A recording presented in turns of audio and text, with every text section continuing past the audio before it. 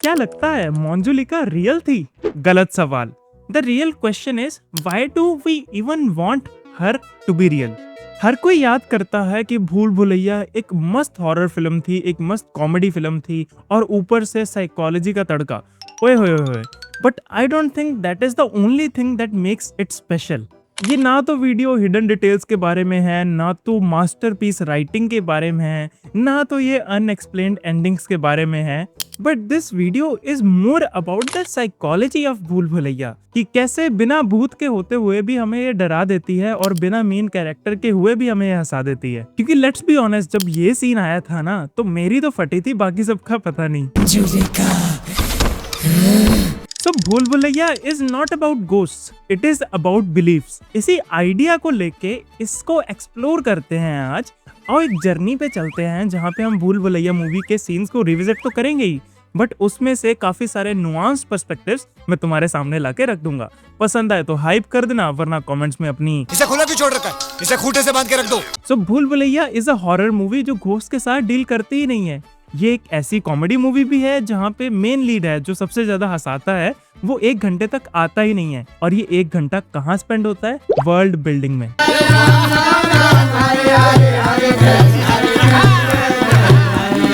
हर एक कैरेक्टर की इंट्रोडक्शन से लेके हवेली के आसपास का एटमॉस्फेयर क्रिएट करना और ऊपर से वाराणसी शहर को पूरा एकदम लिवेबल बना देना, that is one of the key elements of this movie.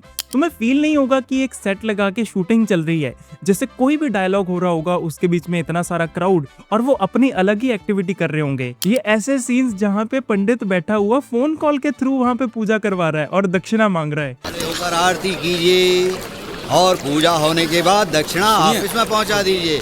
ऐसे ऐसे सीन्स है ना, ये दिखने में हमें लगता है कि हाँ यार क्या वैल्यू ऐड कर रहे होंगे, but this is the core charm and essence जो वर्ल्ड बिल्डिंग में यूज होता है।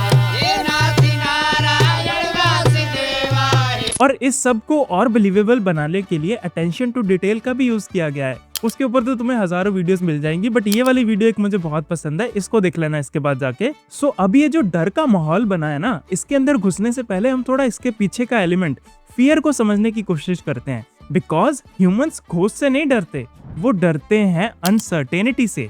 अब उसके ऊपर जो पहला ठप्पा लगता है वो घोस्ट का ही लगता है। ऐसा इस कुछ मूवी में होता है, यहाँ पे भी जहाँ दिखता है ना कि कुछ ऐसी चीजें हो रही हैं जिसको हम एक्सप्लेन नहीं कर सकते, उसके ऊपर पहला ठप्पा भूत का ही लगता है।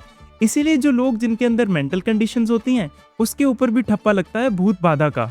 इसीलिए पुराने जमाने में लोग उसे भूत बाधा कहते थे। और ऐसी ही एक फोकलोर इस महल के आसपास बिल्ड की जाती है, जो अपने आप में इतनी इंटरेस्टिंग है कि तुम भूल जाते हो फॉर अ सेकंड ये पूरा एक डायलॉग है, एक एक्सपोजिशन है about the story. And generally expositions are boring, specially जब नरेट करके बोल के दिए जाते हैं। एक बहुत बड़ा रूल होता है ना सिनेमा में, शो डू नॉट टेल। ये मूवी बार बार ये रूल को ब्रेक करती है, but we do not feel bored because of it, क्योंकि ये उस ट्रेडिशनल पाथवे को भी फॉलो करती है जहां से हमें स्टोरीज मिलनी शुरू हुई थी, स्पेशली इंडियन कंटेक्स्ट में, which is in the verbal form, कि हमारे दादा दादी से, हमारे बड़ों से हमने कहानियां सुनी। और इस मूवी में एक डायलॉग भी है कि हर राज्य के शासन में ऐसे कई राज छुपे होते हैं, हर राजा के राज में ऐसे कई राज छुपे होंगे। और ये सारे राज, ये सारी कहानियां बनती भी एट फर्स्ट प्लेस इसीलिए है क्योंकि हमारा ब्रेन ढूंढना चाहता है उन क्वेश्चंस को, उनके आंसर्स को, और जहाँ पे आंसर्स नहीं मिलते। तुमने जो देखा वो सच था, वो भूतनी सचमुच महल में घूम रही है। So then it becomes ghosts are often the first explanation, not necessarily the best one. अब देखो हवेली की भी अपनी सिग्निफिकेंस है इसके अंदर। तुम देखो अवनी का जो ब्रेन है, it is the direct metaphor of हवेली।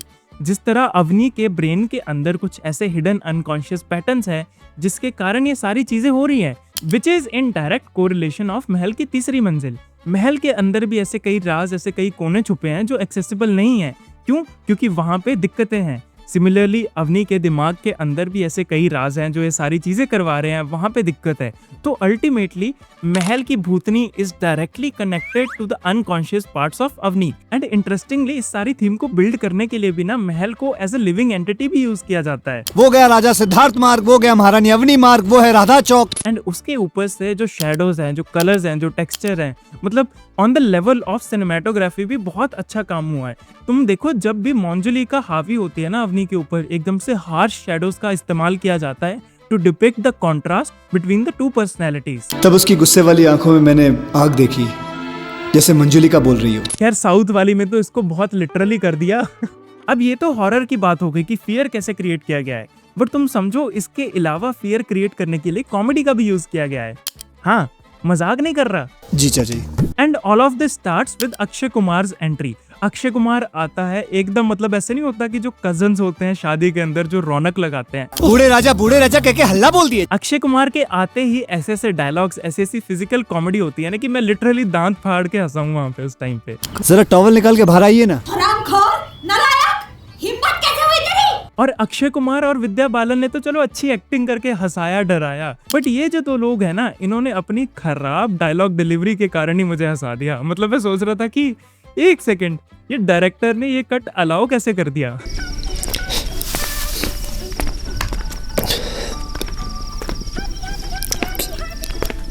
मतलब तुम सोचो, तुम किसी को 10 सालों बाद मिले हो और जो पहली चीज तुम उनको बोलते हो कि इतनी बड़ी हो गई हो और बेहद खूबसूरत भी। कितना क्रीप साउंड कर रहा है यार, तुम्हारी लिटरल वाइफ खड़ी है तुम्हारे साथ में और तुम ये बात कर रहे हो किसी को।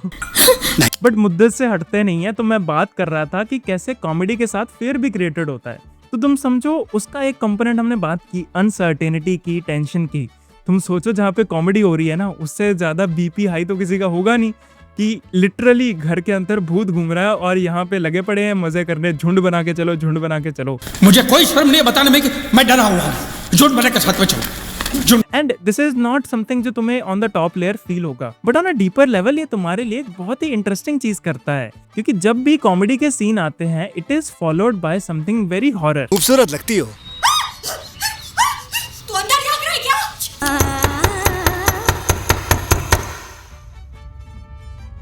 अब ओवर टाइम ये मूवी तुम्हारे ब्रेन को इस चीज के लिए ट्रेन कर देती है। यू एक्सपेक्ट कि अब चीजें अच्छी चल रही हैं, इसका मतलब कुछ ना कुछ पूरा होने वाला है। एंड इससे बड़ी अनसर्टेनिटी और क्या होगी कि तुम शुरू में ही ऐसा फील करने लग जाते हो कि भाई बस हंस लिया मैं, मजा आ गया, अब मुझे डर लग रहा है। And this contrast intensifies the emotions. And पता अक्षय कुमार को ना एक और चीज के लिए अगेन दाद देनी पड़ेगी, जैसे हमने पहले बात की थी ना, exposition about the folklore.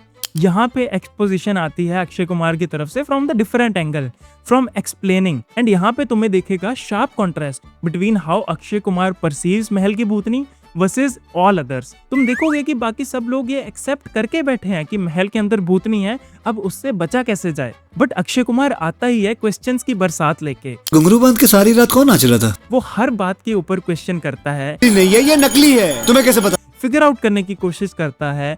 And he is working almost like a detective rather than a doctor. वो अनसर्टेनिटी से डरता नहीं है, वो अनसर्टेनिटी के जंगल के अंदर घुस के पेड़ को काटने का दम रख रहा है। एंड इसीलिए भूल Bhulaiyaa is one of my favourite movies, क्योंकि ये एंड तक भी इस चीज को एक्सप्लिसिट नहीं करती। हमने बात की थी ना अनसर्टेनिटी के साथ, तो प्रियदर्शन भी लाइक कि तुम लोग भी अनसर्टेनिटी के साथ मरो, सोचते रहो कि भूतनी है नहीं है, तुम सोचते रहो कि वो पलंग कैसे उठा लिया था उसने, सोचते रहो कि उसकी आवाज कैसे बदल जाती है, ये भी सोचते रहो तुम कि इसके अंदर जो प्लॉट होल्स हैं उसको कैसे एक्सप्लेन किए जाएंगे, क्योंकि ये काम प्रियदर्शन ने हम सबके ऊपर एम्बिगस छोड़ दिया है।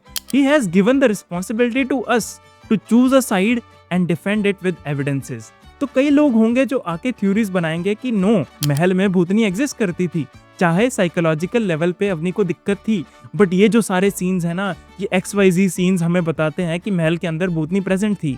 वहीं दूसरी साइड आएगी, वो अपनी फोकलोर्स बिल्ड करेगी उस स्टोरी के अराउंड, वो अपनी रैशनैलिटी लगाएगी, अपना दिमाग लगाएगा।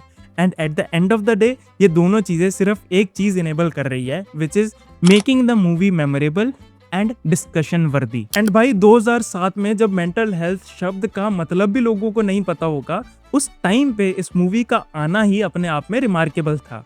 एंड इसीलिए आज हम भी 2 मिनट देंगे वैल्यू ऑफ द वीडियो में about Radha, schizophrenia and mental health. तो भूल भुलैया मूवी हमें कॉमेडी हॉरर देने के साथ एक बड़ी इंटरेस्टिंग चीज देके जाती है, वो एक्सप्लेन करती है ह्यूमन बिहेवियर को, क्योंकि पास्ट में भी जब भी कोई दिक्कतें होती थी किसी इंसान को मानसिक रूप से, तो पहली चीज जो आती थी, एंड आई थिंक ये आज भी बहुत कॉमन है Tier 3 सिटीज के अंदर या कई एरियाज के अंदर, कि इसके ऊपर पक्का भूत चढ़ा है, माता चढ़ गई है इसके ऊपर, ये पागल हो गई है क्योंकि किसी ने काला जादू कर दिया है। आज भी जब कोई आदमी बोलता है कि मुझे डिप्रेशन है, मुझे कोई मेंटल हेल्थ प्रॉब्लम है, तो पहला लेबल उसके ऊपर पागल का ही लगता है, मेंटल का ही लगता है। चाहे मजाक ही मजाक में सही, बट लोग ये मान के चलते हैं कि अगर दिमाग की प्रॉब्लम है तो इट इज अ प्रॉब्लम जहाँ पे आदमी पागल ही हुआ है। एंड यहीं पे रोल आता है रिस्पॉन्सिबिलिटी का। जैसे मूवी हमें रिस्पॉन्सिबिलिटी देती है टू चूज कि अवनी इज पोजेस्ड और नॉट, वैसे ही रियल लाइफ में भी ये हमारी रिस्पॉन्सिबिलिटी बनती है